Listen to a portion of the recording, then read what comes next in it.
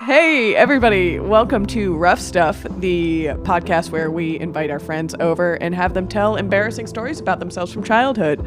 I am your co-host, Bridgett Greenberg, and I was recently talking to a fellow on an app who revealed he was in a cult, and I did not immediately stop the conversation.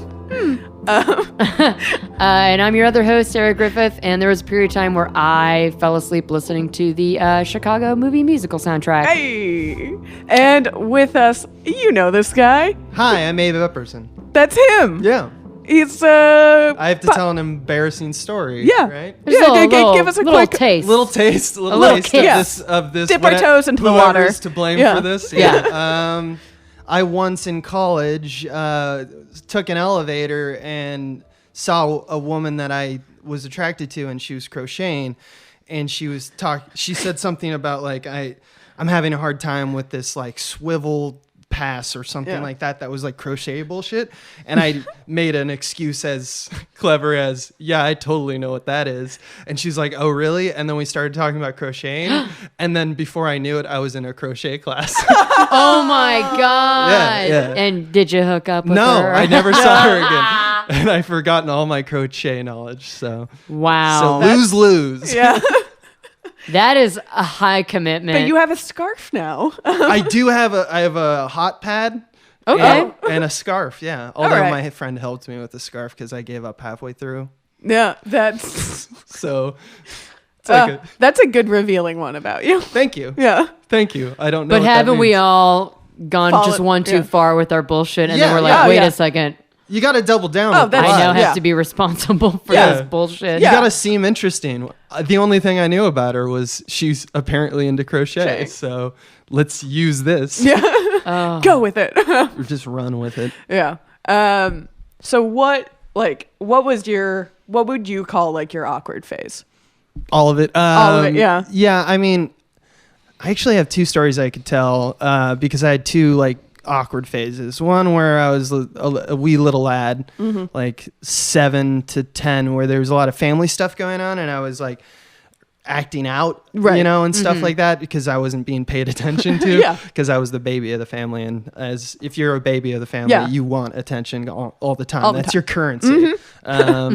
And then obviously the puberty years, because Yeah. what the fuck's up with that? That's kind of so weird. General Yeah. conversation about that. But I have a story of either of those two. Ooh, let's start with the young one. Let's Oh, Yeah. man.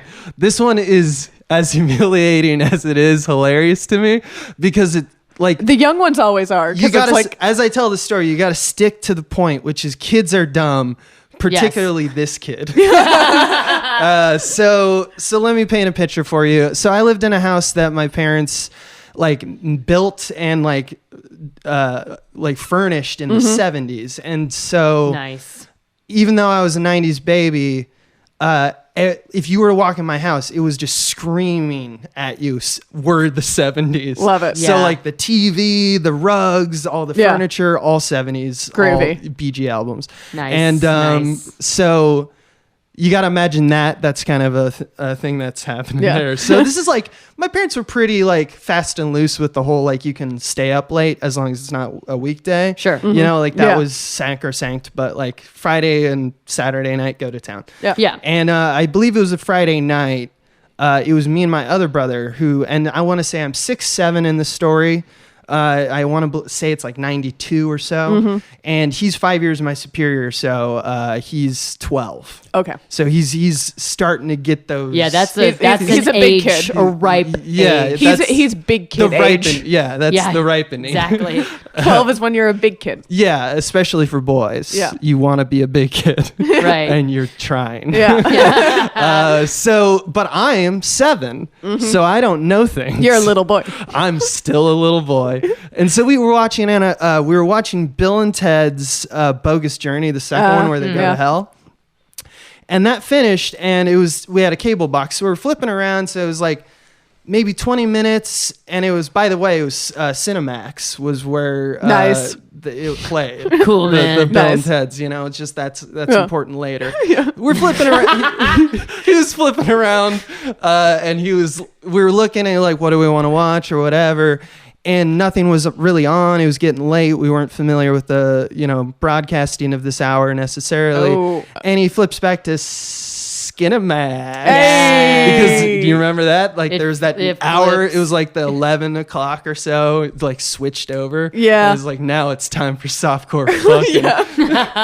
And so Now it's time for some over the pants stuff. So it's the 70s TV. So all the yellows and the reds Oh, are all they like look terrible. vibrant. Yeah. Yeah, and it's like the most milquetoast. Like all softcore porn is like I will take one softcore porn and a glass of milk, please. Like it's super super vanilla because it's like you see thrusting backs, faces in ecstasy, and maybe every now and then a shot of tits. So like an average episode of Game of Thrones. Yeah, exactly. Right. But just constantly on loop Yeah. that part of Game of Thrones. Yeah. Right. So we're all familiar with that era of Skinamax. So we start watching for about 5 to 10 minutes of that. And that's where I have to stop the story and go, now let's explode what each of these children were thinking. Because now we're getting deep into it. Because I'm a 6 to 7 year old boy. Right. And I don't know what's going on. Right, this is like your first time seeing anything like But there's something this. I think instinctually in humans, obviously, even at a young age, even It's if a primate you brain. can't make sense of it. You go, hey, this is weird, but in a way that I have not been confronted with. Like if you're 7 years old and you have not been confronted, they've shielded you from sex your entire life. Right. And then you're just confronted with it. You go, I don't know what to make of this, but it's something new. Yeah. And therefore embarrassing. Yes. Yeah, maybe a little scary too. Yeah, and a little scary. And I was a shit disturber. I was a little piece of shit because I had 2 older brothers and they were pieces of shit. So I just acted like I knew. Yeah. And so we did a lot of pranks and stuff on each other. And it was usually to try to get the other to be as embarrassed as much as possible. Mm-hmm. And so let's switch over to my other brother, to my brother's brain now. Let's call him Ben because that's his name. Okay. So I love the world you're setting. Yeah. So in Ben's mind, I don't know what the fuck he's thinking because It's impossible to He's know. either forgotten that I was there or Which is so the weird. urge or is also confused, but I can't believe that at age 12 because if genetics work, my puberty at 12 was I would have known what was going on. Yeah. And like that's a Yeah, long I was just time. thinking he's viewing this differently. He's viewing for it sure. differently, and so the only thing I can think of is that he thought he was like getting away with it. Like Abe was so young, I could probably just watch this, and he'd probably just like do whatever. But something To is get happening. in what he was thinking is he wasn't. He was a 12. Something is happening in his brain that I don't understand. Also, something is happening in his pants that I don't understand. So I'm sitting here with my brother, and he's like 10, 12 feet away because my dad had a recliner so that he could take calls and watch TV while he's working. Man, if in my mid-40s, if I was my dad, that would have been like a cushy situation. But I'm on like this couch that's more like for looking at people when they arrive, and it's like the family room. And so, but if you like are a boy and you're leaning on a couch, you can kind of go on the armrest and look at it. And so in my immediate view is the pornography.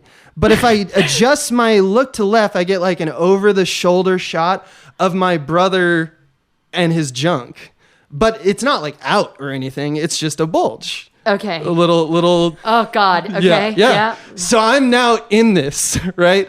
And I'm 7. So are we. I know. This is how we're starting today. You've set such a world here that I can't help but vivid. be there. I want you to. By the way, I want to take this moment and say either you guys are either sadists or masochists because I don't know what's fucked up with you two or whatever you get off on, but clearly you take pleasure in other people's pain or you take pleasure from hearing, like you are saddened by everyone's pain and you take pleasure. This is the first story I've ever heard on Rough Stuff where I have thought, maybe I don't want to hear how this ends. But please, just get there. God. You've already taken us so far. Just drag us to the finish line. I'm going to do like 8 caveats more before I hit Oh, the man. punchline. No. I'll get right. So your brother has an erection. So my brother has the foundation of an erection, not like a real erection. Yeah. And I'm sitting there and I'm looking and I don't know what that is and I'm confused. Oh. So I creep up. Oh, I was worried that's what you were gonna do. I was really because like I told you, pranks. So I creep up and I just give the head of his penis a good old bop. Oh God! No. Just punch him lightly in the dick. Man, I bopped this fucking field mouse so good. And it's a little ding dong. And he reacts like a normal human, which once again, no one's normal in this story, but he reacts and he turns to me and goes, "Oh fuck." And then what a wild and then if you were to cut open my brain, I probably have a tattoo, which is just his face because it's burned into my mind. And and then I realized that was not the right thing to do. Yeah. I would say no. So whatever. So that awkwardness had to pass, and we probably both blocked it out. Yeah, you guys didn't look each other in the eye for a bit. I probably just filled up on some cookies and went to bed in my jammies. That's probably how that ended. Why did he say, "Oh fuck"? I don't understand that reaction. This is where the story. Okay. Yeah, now we're gonna flip side. This gets fun. So if that was a Friday, this is Saturday, and it was pretty typical in the mornings. I would sit with my mom and while she was doing laundry, and we just talk and stuff like that. Yeah, I'm sure at some point she asked, "What did you guys get up to last night? What was going on?" Just to figure that out. And I was like, "We watched Bill and Ted's Bonus Journey," and my brother walks in. And because he's, I don't know, getting his laundry or something. And so now it's the three of us. Because it's and his she's home. like, she's like, "Oh yeah, tell me what's Bill and Ted's Bogus Journey?" She's secretly doing mom work to see if it's right. Was this some weird shit? She wants to hear the story. And so, and I say, "Yeah, it was really fun." And I want to flash back to this point where he said, "Oh fuck." Yeah. That was a word that I knew was off limits. Yeah. But I didn't understand. Sure, and right.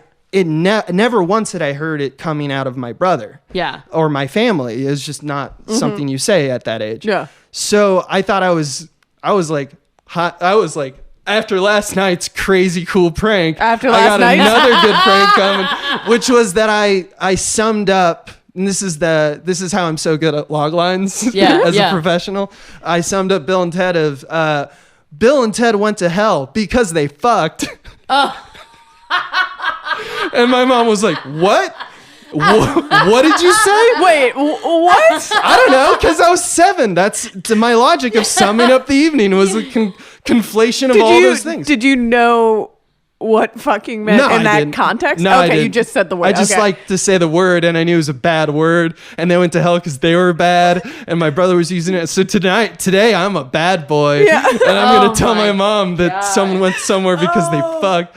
And my mom was like, "Where did you hear that word?" And I was like, immediately I knew, oh shit, I'm in trouble. This is trouble. And just like any other, shitty white panic kids. Immediately panic. I was like, this can't be my fault.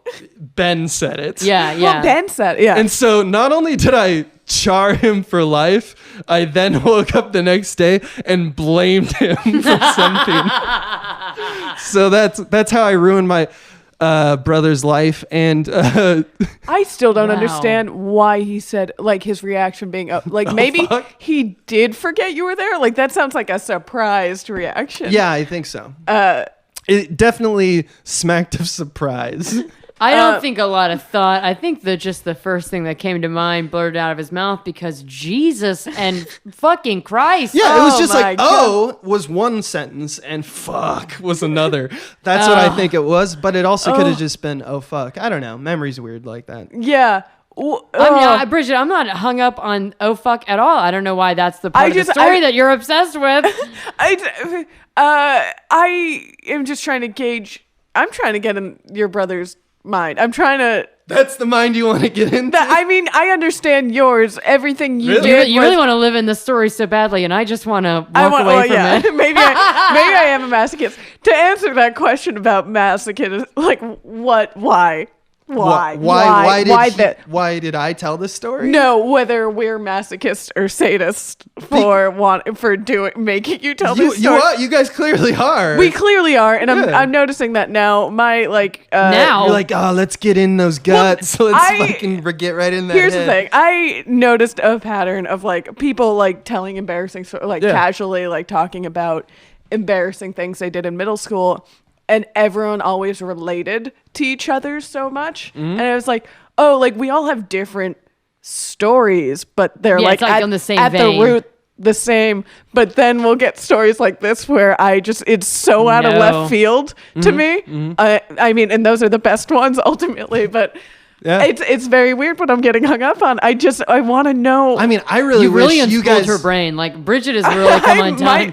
She's a year of doing rough stuff. She's like, hold on, what is this waving for? around crazy. She's she's crying. Bridgett is crying right now. Wait, there's porn on TV? Yeah, there it is. By the way, if you have HBO Go and if you scroll down far enough, they also have softcore porn. Yeah, nice. They still to this day producing...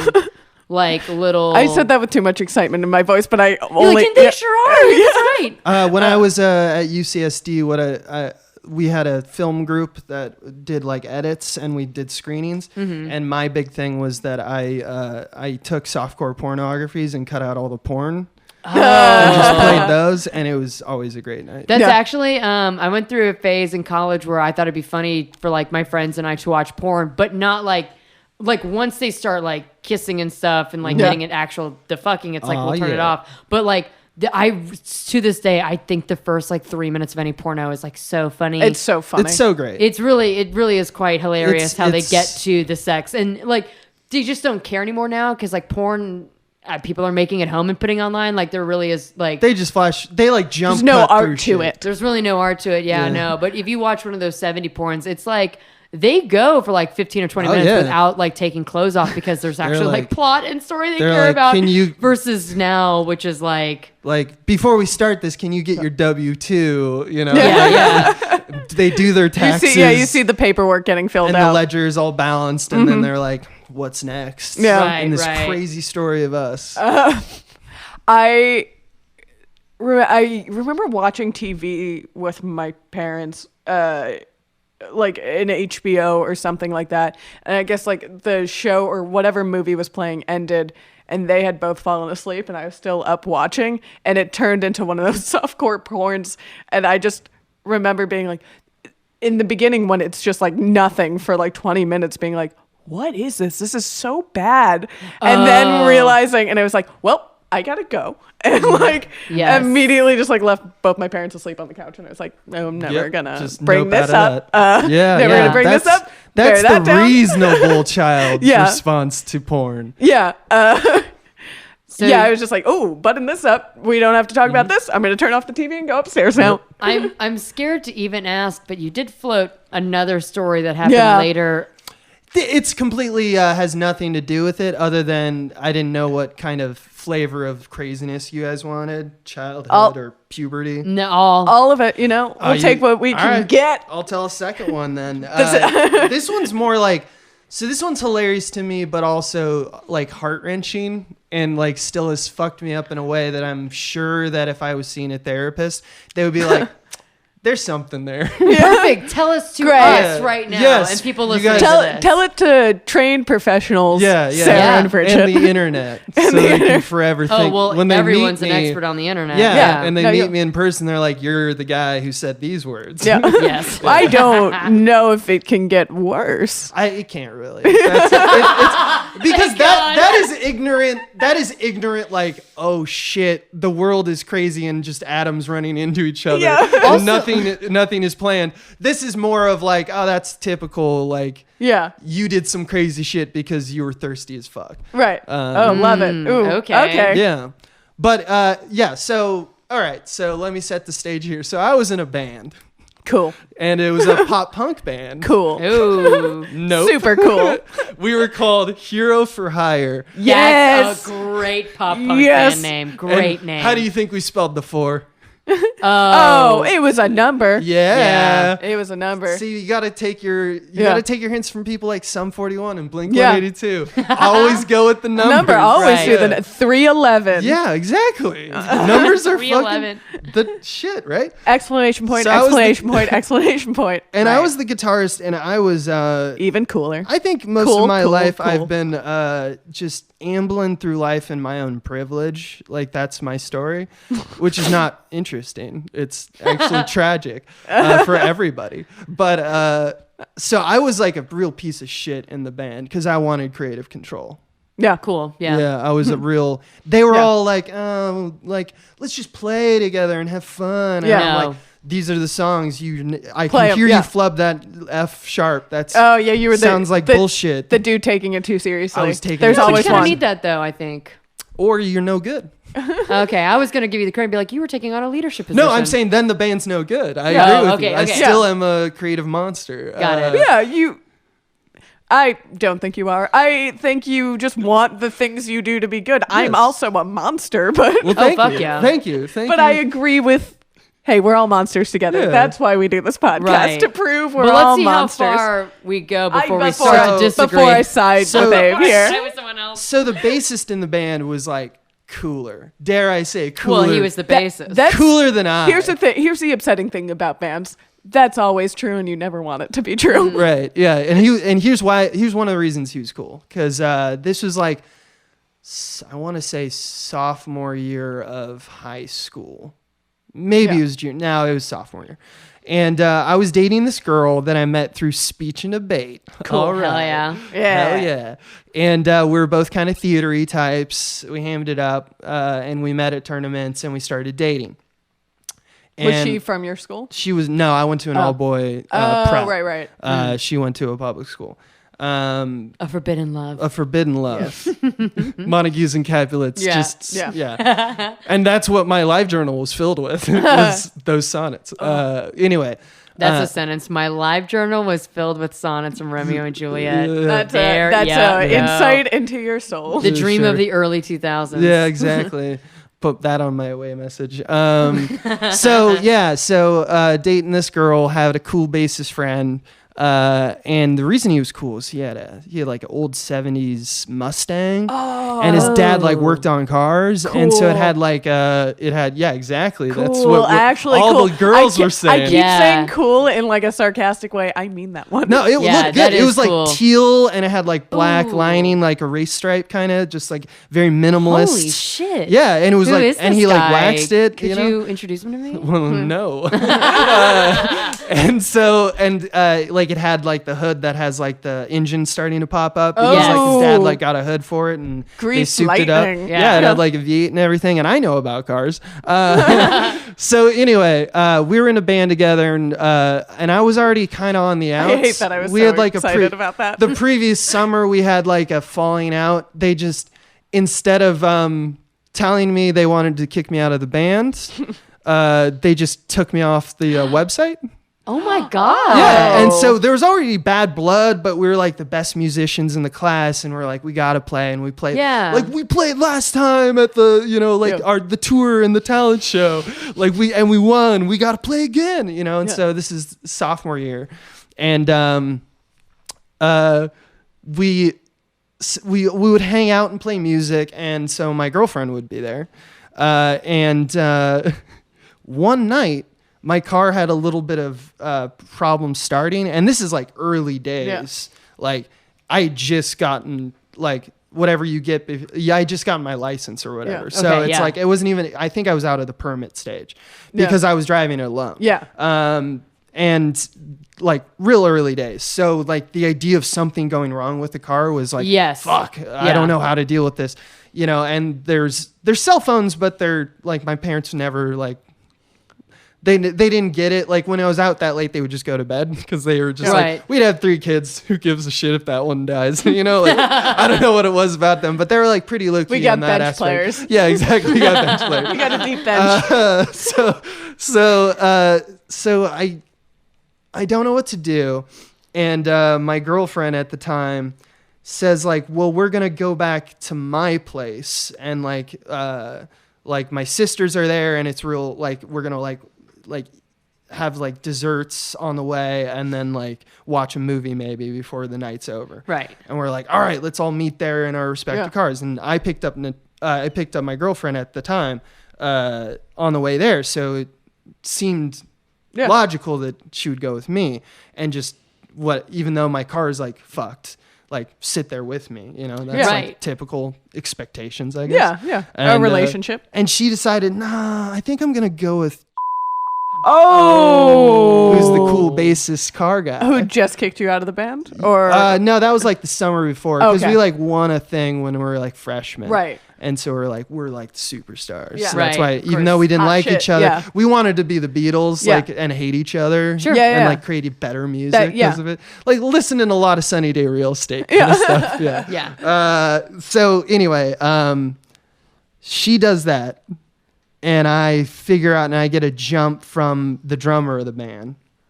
And like the two other people or like the three other people who were involved in the band. Because we had a kid who was like a manager basically, Sure. but he was Yeah, just always. playing it. He was just listening and give notes because he was like a good friend of ours, but had not a musical bone in his body. Oh. So there's like a group of people going. So An entourage. And so it got jump started. And then the crazy thing pre-GPS is somehow I got lost. Yeah. Huh. And I was already in my head. I was like, I probably got lost because I couldn't deal with You what had weren't just focusing. happened. Yeah. And so I was driving around and I had like a Thomas guide in the back, but I was like, I'm gonna get through this.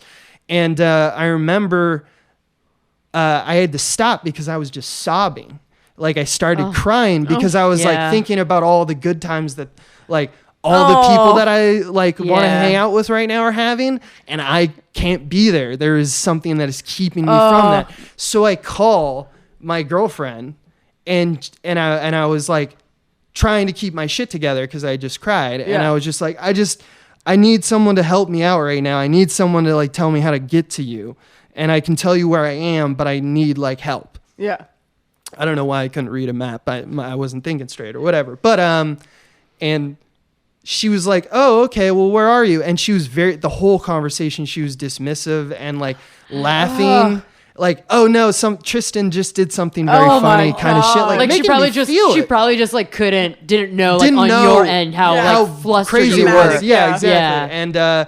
And I started like getting like cry angry. Yeah. You know? Yeah. And I was like, no, I need you to focus. This is really fucked up right now. Yeah. And I need you here with me. And she was like, whoa. And I like started like kind of yelling at her. I was like, you left with I don't know what the fuck are you seeing him like. I decided that was the moment you for aired that out all had to come out. Right. And she was like, I can't deal with this. And she handed her phone to her big sister who was like 18 and like cool as shit. Right. And we like understood everything all the time. And she was also in a band, and that band's name was Jason Mraz, by the way. So she was like super cool. Wait. Yeah. What? She was a drummer For Jason a percussionist for Jason Mraz. Okay, I didn't know if that was like a fun. I band was name. like, wait a second. No. She actually was did. okay. Yeah, she went on to Oh my do God, that. that's cool. She was like super cool. That yeah, is very cool. Just to show you how cool she was. And so Yeah. now I'm being like put in the hands of like someone who's both someone I want to be and I like aspire to, Right. but also an adult. Yeah. And is Yeah. like, so I didn't know how to keep my shit together. So I just doubled down again. Oh, no. And I was just like crying. I was just like, I think something's going on here. And she was just like, breaking she down. was just like, you need to calm down. Yeah. And she was just like, God. it's going to be fine. She was telling me all the things. And I was like, I know it's going to be fine. But like, what do you think about that thing I said though? Still, I want to know the answer. Christ. You know, That's I her wouldn't. sister, so what is she going to do? What is she going to do? Yeah. I just felt like the victim. She's going to cape for her. Right, yeah. of And I course. just felt like a victim. That's all I could see, you know, and I didn't see that I was being kind of like a piece of shit, but I also felt wronged, which was true. Yeah, you can't control that kind of emotion. Yeah. I feel like girls, and we've talked about that on our podcast, girls and women, like we deal with that kind of like overwhelming emotion on a daily basis. Yeah, all the like that is goddamn time. that is the biggest part of our puberty is those overwhelming emotions that we cannot control. And I feel like it's very scary when it happens to guys because it's unexpected. Yeah. And it's kind of strange with, I was talking to Maggie on her podcast about this, about like having a same-sex high school. It creates a very interesting, different dynamic. I wouldn't call it better because I haven't experienced the other side, but all of the stories where it's like high school, like they're going to tear you to shreds, and like there's the jocks and the nerds and all that typical like archetypal kind of system that we have set up for high school in America is just non-existent. Like jocks are total friends with nerds. Or, that's interesting. It's like a very interesting, like no one cares about popularity and it's not currency to them because they're just like, we're just here to fucking have fun and whatever. Right. And, like I don't hang out with you, but like I'm not gonna like bully you. Yeah. So I thought that was cool. But anyway, so the end of this bit of the story is that I just got too upset. No one was gonna help me. I just went home. Yeah. And all night I just thought you can't show up to the party. I feel like that situation still can happen into adulthood where like, I was just about to say, you cannot overstate how upsetting. I don't know what it is. Maybe because like, I'm assuming you didn't grow up like knowing anything about cars. No. Because I grew up like, like my parents taught me like, you know, when the fucking engine light is on, go to a mechanic. Like, shit, like, but my parents were always like, just go to mechanic, go to mechanic, go to mechanic. And like, even to this, like most recently I had car troubles and it was like the end of the goddamn world. Like nothing is more flustering than that. I just need to be out of the car. I need to be, Right. And then you also had like an emotional breakdown while you were lost. Yeah, I was in a Volvo of emotion. I actually had a very similar situation happen to me where I was it was during high school and my friends were working on a show outside of high school and I agreed to like come and photograph the show one night and I got lost. So I pulled over and this was like, I definitely had a phone. I feel like I did. Maybe this was during college and it was like a summer back home thing because it was at a time where I had GPS on my phone, but it was still pretty rudimentary. So I like pulled over and I guess I pulled over in a place that maybe I shouldn't have pulled over in because and I was in my sister's Mini Cooper because I was calling like I was doing multiple things at once. I was trying to figure out how to get my bearings together to get to the theater. I called and I said, hey, I just got a little lost, so I'm going to be late. And as I was on the phone, this group of guys, and they were young, but there were many of them. So I think I was like 19 and there was a group of like, just a bunch of boys, really, like all different kinds of boys descended from like a boy safari. Yeah, no, literally they just came out of the fucking and I was in the middle of the city of Houston. Like I had no idea where like this group of just straight up boys were boy band hanging auditions out. Straight up boys is one of the best. It was night. Band ever. Yeah. It was night, but they all started swarming the car and banging on my window. What the shit? Okay, yeah, all right, thank you, because I really feel like this was. So they started, and I mean, just freaked out. Like, get the fuck away from my car. Get the fuck away. What? Okay, yeah. Oh, everyone laughed at me when I said a bunch of boys. Like, because they were probably ages from like 7 to 10. And from their perspective, they were just fucking with me. Warriors? But what they were not old enough to know at the time then was women are attacked alone all the time, like especially in their cars. And they're lost in Houston. Yeah. And so I'm screaming, flipping out, crying like, get the fuck horrifying. away from my car. Get away from my car. And finally when they got like away from my car enough that I wouldn't hurt any of them, I drove off.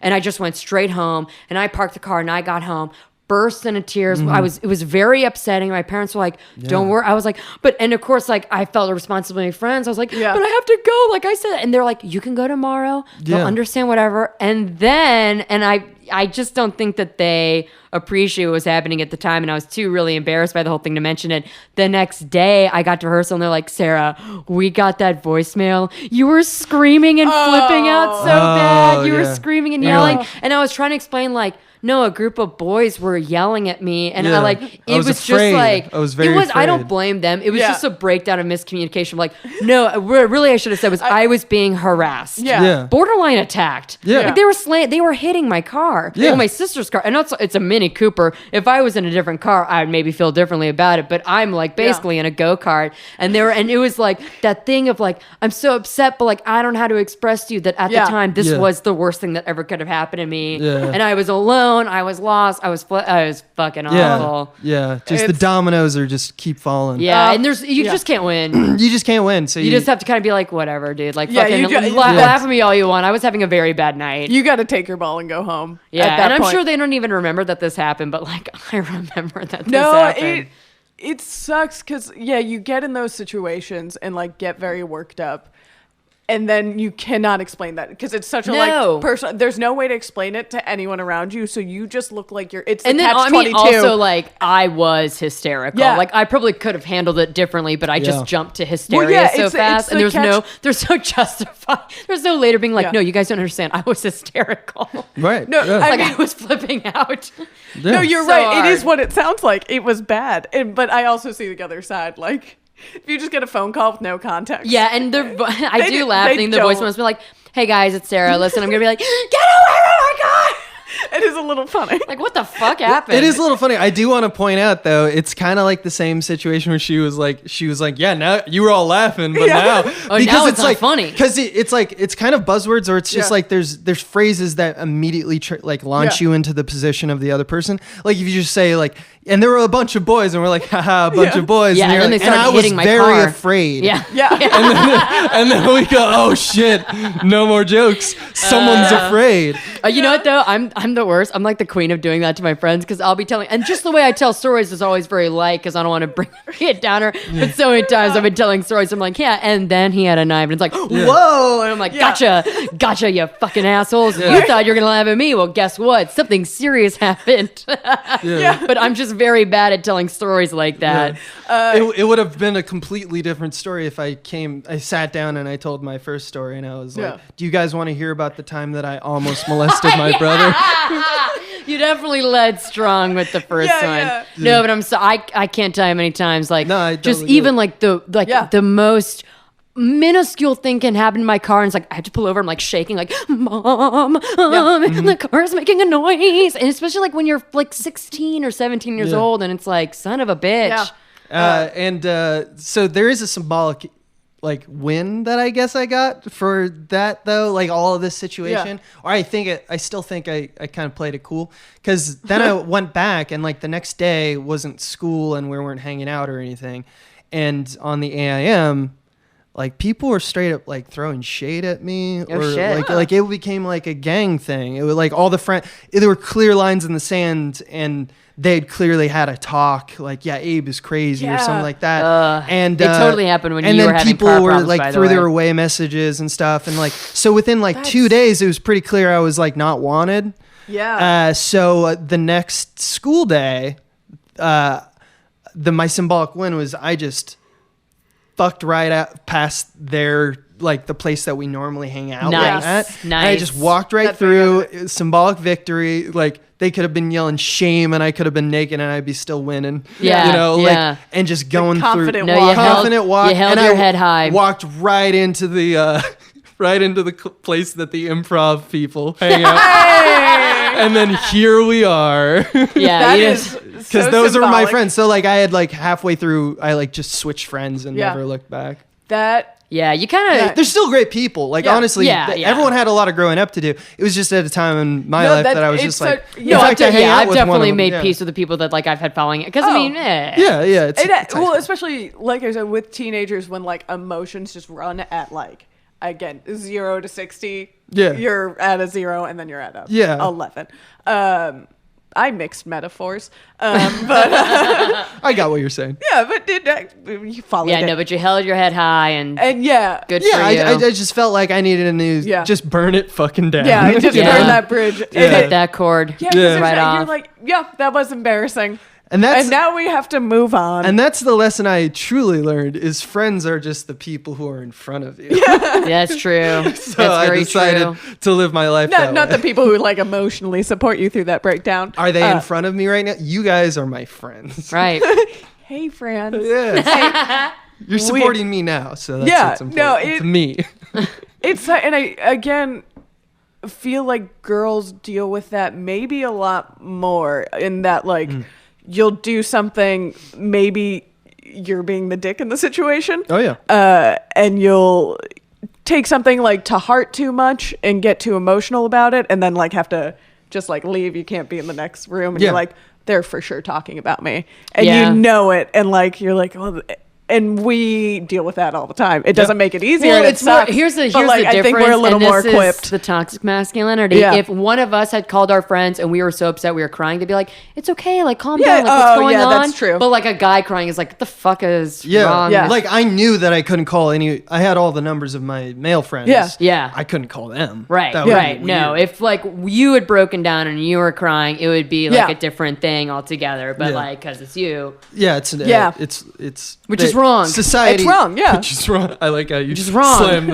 slam the table. we And here that is- Ruffs have a very hard stance against judging people for how crying. we teach boys too. Right. Yeah. Exactly. No, that is absolutely And true. if you have a boy, please teach them that if you see a young woman on the side of the road, clearly don't bang on the come car. up to Don't bang her on their car. And cars. also, why were you boys out and about anyway? Or in I general- sound like a 6-year-old woman.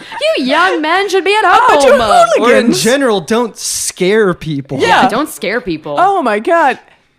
I remember I had, growing up when I was very young, we lived in a house and there was a pool in the backyard. And over that, there was a channel and it had a bridge on it. And like teens would hang out. hate teens. Teens would like hang out on that bridge and like jump into the channel. Yeah.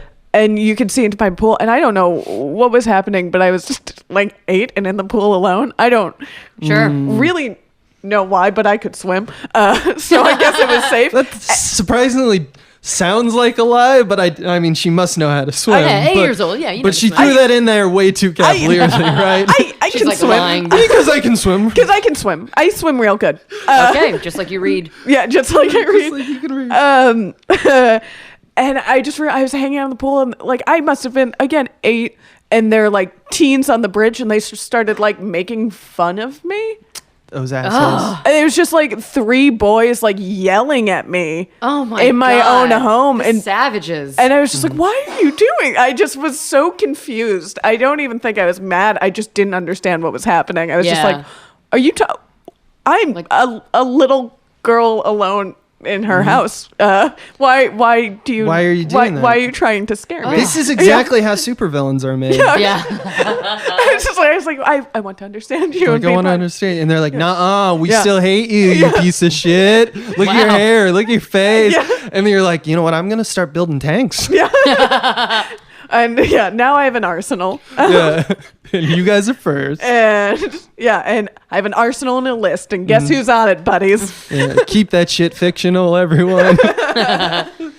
We've learned a lot here today. Yeah, toxic masculinity is bad. Yeah. Yeah. I don't know if I I've never learned a said- lot today. I've kind of just said a lot today. But thank you for listening. But I would like to think course. you've learned, and now I'm going to teach you something. Yeah. Well, don't hit people in the dick. Don't. Yeah, I got Well, that one. Okay. Yeah, that one. Wasn't Like, sure if you. yeah. Okay. Yeah. Good. All right. I'm not like a serial dickist.